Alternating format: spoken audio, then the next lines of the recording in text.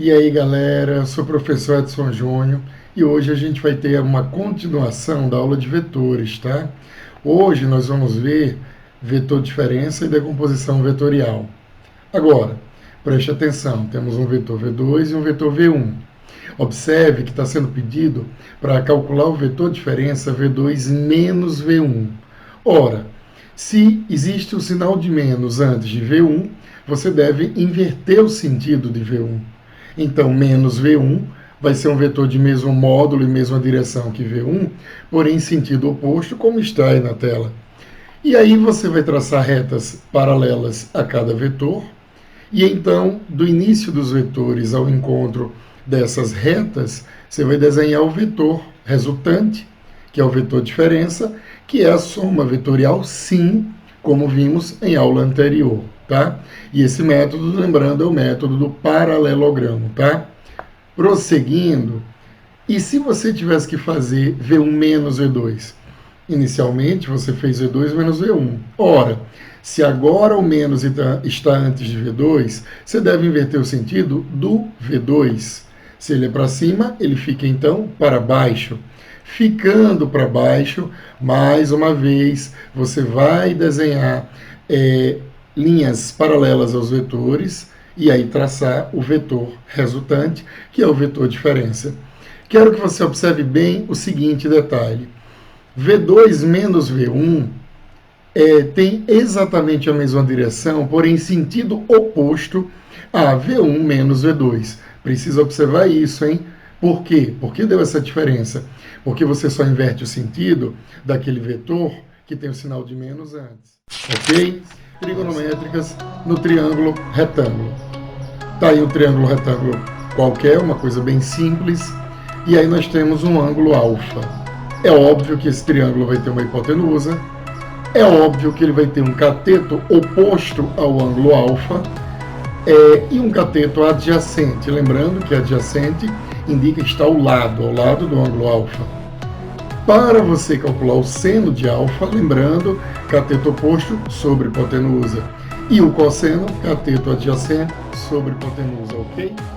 Feita essa força, e aí a gente vai decompor esse vetor. Como a gente vai decompor esse vetor? Esse vetor forma um ângulo alfa com eixo x. Por isso, ele precisa ser decomposto. Você vai traçar uma linha projetando o final dele no eixo x, tá? E aí, você vai desenhar a componente fx, ou seja, a projeção do vetor força no eixo x. Traça uma outra linha perpendicular agora ao eixo y, na parte, no final dele, e aí você tem a componente fy, tá bom? Então, você decompôs os vetores, você decompôs o vetor. Só que agora você precisa calcular as componentes. E isso é feito de maneira bem simples, deslocando o vetor fy, por exemplo, para formar um triângulo retângulo dessa maneira. E aí você vai calcular, uma vez formado o triângulo retângulo, apenas o seno e o cosseno, da maneira mais simples possível, tá? Lembrando, mais uma vez, seno de alfa, cateto oposto sobre hipotenusa, cosseno de alfa, cateto adjacente sobre hipotenusa, tá? E aí, como o seu cateto oposto é fy e o seu cateto adjacente é fx, você fica com fx, f cosseno de alfa, e fy, f seno de alfa.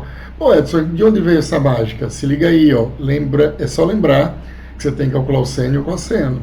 Sendo que seno de alfa vai ser cateto oposto, que é fy, sobre hipotenusa, que é f.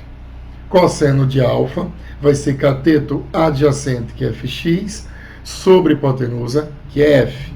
E aí você vai fazer meios pelos extremos, e então vai ter o fx e o fy.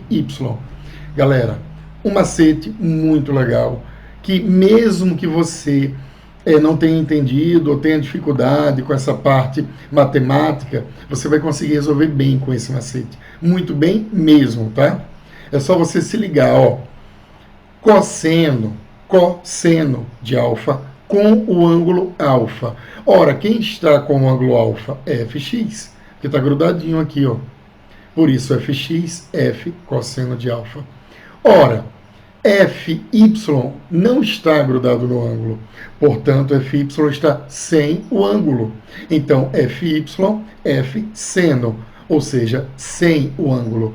Fy, f seno de alfa. E aí você decompõe sem dificuldade. Vê quem está com o ângulo grudado com o ângulo, cosseno. Vê quem não está grudado com o ângulo, ou seja, está sem o ângulo, seno. Ok?